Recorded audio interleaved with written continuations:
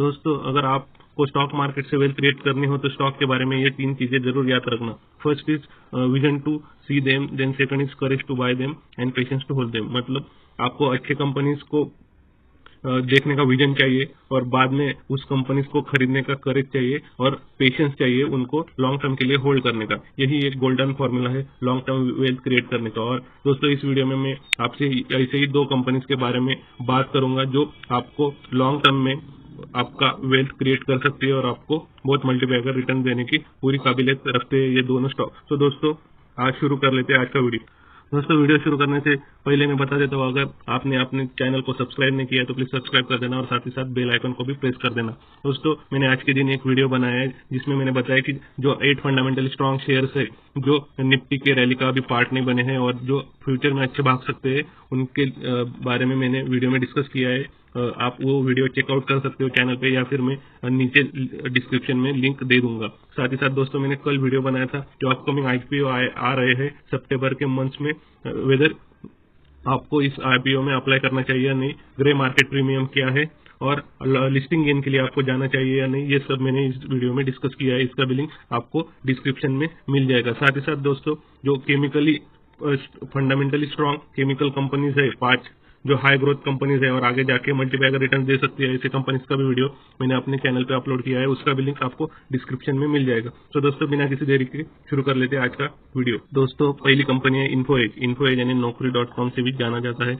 इस कंपनी का जो बिजनेस है वो मेनली ऑनलाइन कंपनीज, IoT वाले इंटरनेट कंपनीज में ये अपना पोर्टफोलियो बढ़ाया है इस कंपनी ने। इसके पोर्टफोलियो में different types of companies like Naukri.com जो ऑनलाइन रिक्रूटमेंट का पोर्टल है, सबसे बड़ा पोर्टल, और इससे ही इस कंपनी का लगभग 70% रेवेन्यू Naukri.com से ही आता है। दूसरी कंपनी है 99 एकर्स जो ऑनलाइन रियल इस्टेट में काम करती है। साथ ही साथ दोस्तों, जीवनसाथी.com ये एक मैट्रिमोनियल साइट है और शिक्षा.com जो इनका एजुकेशनल पोर्टल है। साथ ही साथ दोस्तों, इस कंपनी ने पॉलिसी बाजार में भी अपना इन्वेस्टमेंट किया है और साथ ही साथ इस कंपनी ने बहुत छोटे छोटे स्टार्टअप जो इंटरनेट से रिलेटेड स्टार्टअप है उनमें भी इन्वेस्ट किया है। सो इस स्टार्टअप में से कुछ अच्छे स्टॉक्स इन कंपनी के अगर बढ़ जाते हैं तो इनको फायदा ही मिलता है। साथ ही साथ दोस्तों, इसने जोमेटो में भी बड़ा इन्वेस्टमेंट किया है। सो आप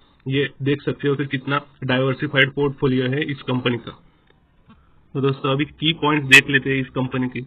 अगर रिक्रूटमेंट वर्टिकल्स की बात की जाए तो 70% रेवेन्यू इसका रिक्रूटमेंट पोर्टल यानी Naukri.com से आता है, जैसे कि मैंने आपको बताया। और ये इंडिया का सबसे बड़ा प्लेयर है रिक्रूटमेंट फर्म में। 90% ट्रैफिक इससे ही जनरेट होता है और 100% प्रॉफिट ऑफ द इंडस्ट्री यही कमाता है। सो एक बहुत बड़ा पॉजिटिव है इस कंपनी के लिए।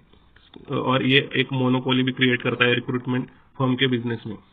और साथ ही साथ दोस्तों, अगर रियल इस्टेट की बात की जाए तो 99 एकर्स से इनका 70% रेवेन्यू आता है। और दोस्तों, अदर रेवेन्यू की बात की जाए तो 13% जो रेवेन्यू है वो अदर अलग अलग सोर्सेज से आता है, जैसे जीवनसाथी.com हो गया, शिक्षा.com हो गया। तो बहुत ही डाइवर्सिफाइड बिजनेस है इनका। और अगर इन्वेस्ट कौन से कंपनीज में इस कंपनी ने इन्वेस्ट किया है वो देखा जाए तो इसका बड़ा इन्वेस्टमेंट आता है Zomato.com जो फूड पोर्टल डिलीवरी का पोर्टल है। और अगर बात की जाए पॉलिसी बाजार में तो इनका 15% कंपनी में स्टेक है और जो नो पेपर फॉर्म्स है उसमें इसका 48% का स्टेक है। साथ ही साथ हैप्पीली अनमैरिड में इनका 32% का स्टेक है।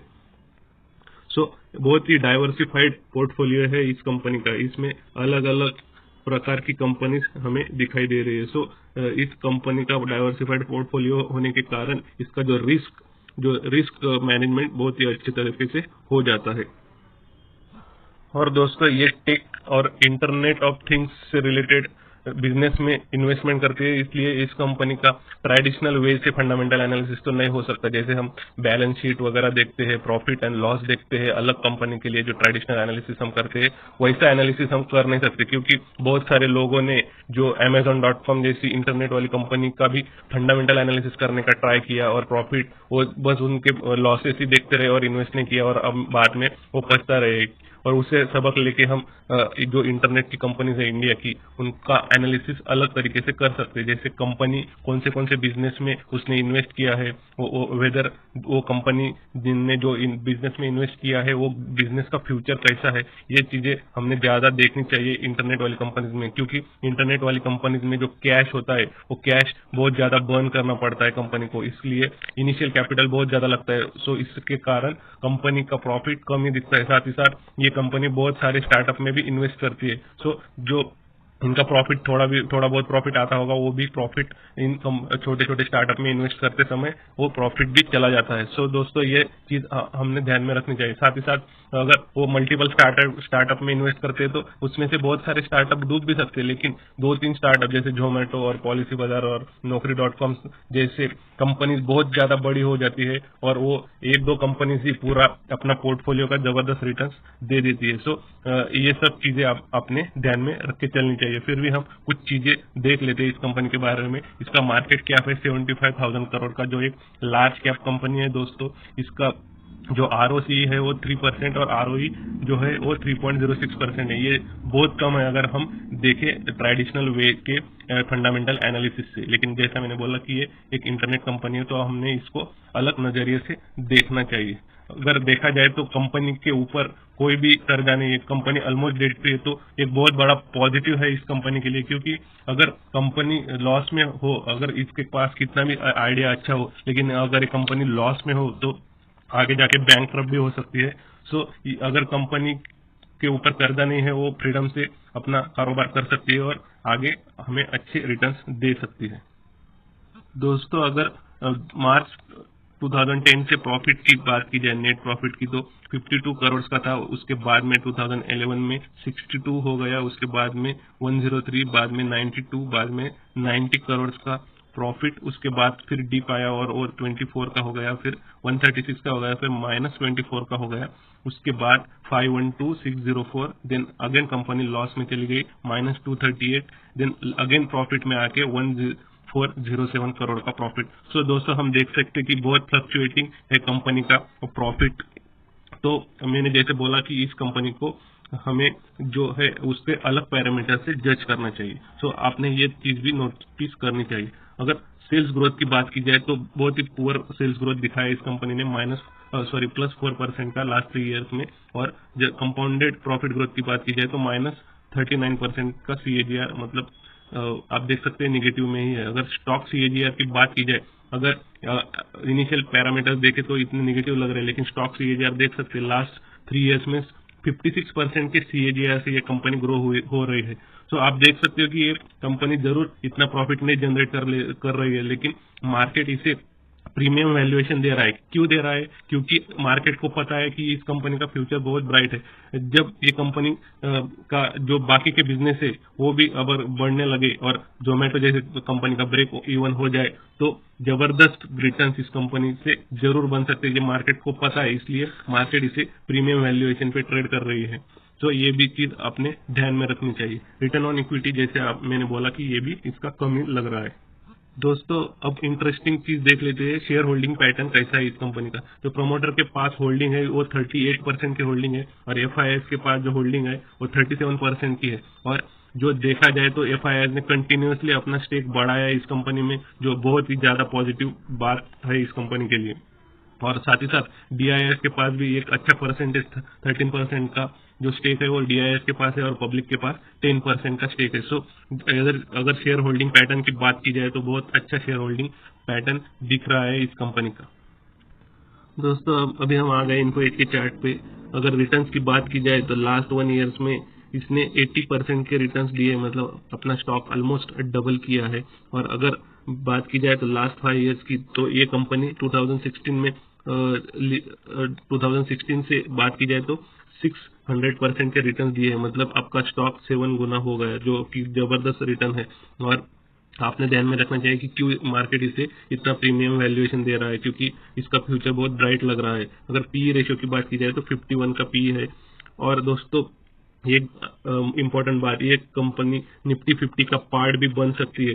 जी हाँ दोस्तों, निफ्टी 50 का स्ट्रॉन्ग कंटेंडर अभी है ये इन्फो8। अगर निफ्टी 50 में आ जाती है तो आपको पता है कि म्यूचुअल फंड का जो डिफॉल्ट जो इन्वेस्टमेंट है वो इस कंपनी में आएगा और इसका स्टॉक प्राइस और भी बढ़ने के चांसेस है, तो आप इसका फायदा उठा सकते हो और स्टॉक अपना पोर्टफोलियो में ऐड कर सकते हो। अगर ये निफ्टी 50 का पार्ट नहीं भी बना तो एक फंडामेंटली स्ट्रॉन्ग शेयर है और जरूर आपने इसमें इन्वेस्ट करना चाहिए अगर आपका अप्रोच फ्यूचरिस्टिक है तो।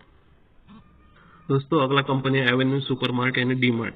ये ऑर्गेनाइज रिटेल सेक्टर का एक स्ट्रॉन्ग प्लेयर है और अभी लीड ही कर रहा है इस सेक्टर को। अगर स्टैट्स की बात की जाए दोस्तों तो आउट ऑफ 100 लगभग जो है 12% मार्केट शेयर जो है वो ऑर्गेनाइज रिटेल के पास है और 12% में से 3% ऑनलाइन रिटेल मतलब जो ई कॉमर्स कंपनी है अमेजॉन फ्लिपकार्ट जैसी कंपनी है इसके पास 3% का मार्केट शेयर है और 9% का मार्केट शेयर ऑर्गेनाइज रिटेल मतलब बिग बाजार एंड डी मार्ट जैसी कंपनी के पास है। और सो दोस्तों देख सकते हैं कि अभी भी 88% जो मार्केट शेयर है वो जो अनऑर्गेनाइज प्लेयर्स है लाइक किराना स्टोर्स, छोटे छोटे किराना स्टोर्स उनके पास है। तो आप देख सकते हैं कि ये कितना बड़ा मार्केट है इनके लिए अभी कैप्चर करने के लिए। ऑब्वियसली इनका जो बिजनेस मॉडल है वो एमआरपी पे बेस है, एमआरपी से नीचे में ये चीजें बेचते हैं इसलिए ये हॉट सेल हो जाती है, तुरंत बिक जाती है इनके स्टॉक्स और यही एक बड़ा एडवांटेज है इस कंपनी के लिए। और जो कि छोटे किराना दुकान वाले ओनर है उनको इनसे कॉम्पीट करना इसीलिए मुश्किल हो जाता है क्योंकि ये एमआरपी से नीचे अपना माल बेच पाते हैं। साथ ही साथ दोस्तों ये अपने स्टोर्स में सभी तरह का सामान रखते हैं इसलिए हमें किसी और तरफ जाने की जरूरत नहीं रहती, जो एक बहुत अच्छा पॉजिटिव इस कंपनी के लिए है। साथ ही साथ दोस्तों ये अभी ई कॉमर्स में भी अपना बिजनेस बढ़ा रहे हैं और जो ऑनलाइन डिलीवरी है होम डिलीवरी ये भी ऑप्शन इन्होंने अभी खुला कर दिया है, मतलब इनका मार्केट बढ़ रहा है। साथ ही साथ ये अपने प्रोडक्ट्स भी कुछ ऐसे प्रोडक्ट्स है ये खुद मैन्युफैक्चर करने लगे अपने डीमार्ट होम के जरिए और उससे इनको बहुत ज्यादा प्रॉफिट हो रहा है। सो अगर फ्यूचर की बात की जाए तो फ्यूचर इस कंपनी के लिए बहुत ब्राइट लग रहा है और देख लेते हैं आगे क्या क्या डिटेल्स है इस कंपनी की। दोस्तों अगर की पॉइंट्स की बात की जाए तो कंपनी का नेटवर्क बहुत स्ट्रांग नजर आता है इंडिया में। इनके 234 ऑपरेटिंग स्टोर है करंट डेट पे जो 11 स्टेट में फैले हुए हैं इंडिया के और जो बिजनेस है इनका 11.8 मिलियन स्क्वायर फीट में इनका बिजनेस फैला हुआ है। इनका हाईएस्ट प्रेजेंस है महाराष्ट्र स्टेट में जो कि है लगभग 58 स्टोर्स महाराष्ट्र में है और गुजरात में 26 स्टोर्स है। और अगर रेवेन्यू की बात की जाए तो 52% का रेवेन्यू जो आता है इनका ये फूड सेगमेंट से आता है, 20% एफएमसीजी सेगमेंट से आता है और ये जो कंपनी है ये कंटिन्यू अपना एक्सपेंशन करते ही जा रही है। अगर देखा जाए फाइनेंशियल ईयर 20 की तो इसने 38 न्यू स्टोर अपने लॉन्च किए, तो एक बहुत ही बड़ा नंबर है। साथ ही साथ company tier 2 and tier 3 cities में अपना प्रेजेंस बढ़ाने की कोशिश कर रही है जहाँ की जो बड़े ऑर्गेनाइज सेक्टर के रिटेलर है वो उनका प्रेजेंस नहीं है, इसलिए company tier 2 and tier 3 cities को टारगेट कर रही है। सो बहुत बड़ा एक्सपेंशन इस कंपनी को हो सकता है। दोस्तों अगर बात की जाए वेस्टर्न एंड सदर्न इंडिया में तो इनका प्रेजेंस बहुत ही कम है, तो यहाँ भी ये अपना जो प्रेजेंस है वो बढ़ा सकते हैं और कंपनी को और ग्रो करा सकते हैं। दोस्तों डीमार्ट का बिजनेस अच्छा है ही, उसके साथ बहुत ही अच्छा स्ट्रॉन्ग पॉइंट इनके पास है कि इनके ओनर जो है राधा कृष्ण दमानी ये बहुत ही वेल एजुकेटेड बिजनेसमैन है। इनका जो विजन होता है वो बहुत बड़ा होता है। जो यूएसए की सबसे बड़ी जो कंपनी है वॉलमार्ट उसका रेवेन्यू मॉडल और बिजनेस मॉडल देख के ही राधा कृष्ण दमानी ने डीमार्ट की शुरुआत इंडिया में की है। उन्होंने उसके पीछे बहुत रिसर्च किया है और अगर ये राधा कृष्ण दमानी जैसे जो प्रमोटर अगर किसी कंपनी के पास हो तो उसका ग्रो होना तय ही है। अगर फंडामेंटल्स की बात की जाए तो इस कंपनी का मार्केट कैप 2,48,000 करोड़ का है जो एक लार्ज कैप कंपनी है। इसका आरओसी 12 का है और आरओई 9.45% का है। और दोस्तों कंपनी कम्प्लीटली डेट फ्री है, मतलब एक भी रुपए का कर्जा कंपनी के ऊपर नहीं है, तो एक अच्छा पॉजिटिव जरूर है। और साथ ही साथ अगर प्रॉफिट की बात की जाए ऑपरेटिंग प्रॉफिट की तो मार्च 2012 में जो 138 करोड़ का ऑपरेटिंग प्रॉफिट था जो अभी बढ़ के दोस्तों 1745 करोड़ का हो गया है। साथ ही साथ जो नेट प्रॉफिट है वो भी कंटिन्यूअसली बढ़ते जा रहा है। आप देख सकते हैं कि 60 करोड़ से बढ़कर अभी 1099 करोड़ का नेट प्रॉफिट हो गया है। अगर कंपाउंडेड सेल्स ग्रोथ की बात की जाए तो 17% लास्ट 3 इयर्स में रहा है और compounded profit growth sales growth की बात की जाए तो 17% है और कंपाउंडेड प्रॉफिट ग्रोथ की बात की जाए तो 12% है। और अगर स्टॉक सीएजीआर की बात की जाए तो लास्ट 3 इयर्स में इस कंपनी ने 34% सीएजीआर के शानदार रिटर्न्स दिए हैं अपने शेयर होल्डर्स को। और अगर दोस्तों शेयर होल्डिंग पैटर्न की बात की जाए तो कंपनी के प्रमोटर्स के पास 75% जो मैक्सिमम लिमिट होती है स्टॉक मार्केट में, तो 75% के पूरे शेयर प्रमोटर के पास है। FIS के पास 10% का स्टेक है, DIS के पास 6% का स्टेक है। मतलब अगर देखा जाए तो लगभग 91% का स्टेक ये तीन स्ट्रॉन्ग हैंड्स में देखा जा सकता है, और सिर्फ 8% का स्टेक है वो पब्लिक के पास है। तो बहुत ही ज्यादा स्ट्रॉन्ग जो शेयर होल्डिंग पैटर्न इस कंपनी का दिख रहा है। दोस्तों अब हम आ गए हैं डीमार्ट के चार्ट पे। अगर देखा जाए रिटर्न्स की बात की जाए तो लास्ट 5 डेज में ये स्टॉक 5% ऊपर चला गया है, और लास्ट 1 ईयर की बात की जाए तो 69% के शानदार रिटर्न्स स्टॉक ने दिए हैं। लास्ट 5 ईयर्स की बात की जाए तो लगभग 6 गुना आपका स्टॉक किया है। इसका जो IPO था वो 2017 में आया था, और उसका इशू प्राइस था 600 रुपीज, जो अभी बढ़ के 3824 का हो गया। मतलब आपका कंपनी देख सकते हो कितना गुना हो गया है। जो मल्टीप्लाई अगर रिटर्न इस स्टॉक ने दिए हैं, आगे भी देने के पूरे चांसेस है, क्योंकि बहुत ग्रोथ होना बाकी है इस कंपनी का, क्योंकि जो ऑर्गेनाइज रिटेल का जो मार्केट है वो अभी कंटिन्यूस बढ़ने वाला है। और हमने जैसे देखा कि इंडिया के बहुत सारे स्टेट में इनका प्रेजेंस इतना नहीं है, तो वो भी एक एडवांटेज है। साथ ही साथ ऑर्गेनाइज रिटेल के जो मार्केट शेयर है वो बढ़ने का एडवांटेज भी इस कंपनी के पास है। साथ ही साथ इनके जो प्रोमोटर है राधा कृष्ण दमानी, जो एक स्ट्रॉन्ग थिंकर है, इनका भी एडवांटेज इस कंपनी के पास है। तो बहुत सारे पॉजिटिव इन कंपनी के पास है। साथ ही साथ इस कंपनी के पास बहुत सारा जो रियल इस्टेट है, ये रियल इस्टेट का जो होल्डिंग है वो भी स्ट्रांग है, और जो प्रेजेंस है वो बढ़ रहा है। तो आप इस कंपनी को जरूर कंसिडर कर सकते हो इन्वेस्टमेंट के लिए। तो दोस्तों वीडियो को कंक्लूड कर देते हैं। इस वीडियो में मैंने जिन दोनों कंपनीज के बारे में आपसे बात की, उसका मैंने जो है अभी फ्यूचरिस्टिक अप्रोच से जो कि अगला ग्रोथ हो सकता है वो उसकी बात की, बिजनेस मॉडल की बात की, और साथ ही साथ कितना स्ट्रांग मैनेजमेंट है दोनों कंपनीज का उसके बारे में भी आपसे बात की है। तो आप इन दोनों स्टॉक को आप फर्दर स्टडी कर सकते हो। अगर आप अच्छा लगे आपको तो आप इसमें इन्वेस्ट कर सकते हो। तो दोस्तों इस वीडियो में इतना ही। दोस्तों अगर अभी तक आपने हमारे चैनल को सब्सक्राइब नहीं किया है तो प्लीज सब्सक्राइब कर देना, और साथ ही साथ बेल आइकन को भी प्रेस कर देना। सो दोस्तों इस वीडियो को देखने के लिए आपका धन्यवाद। That's it, thank you very much.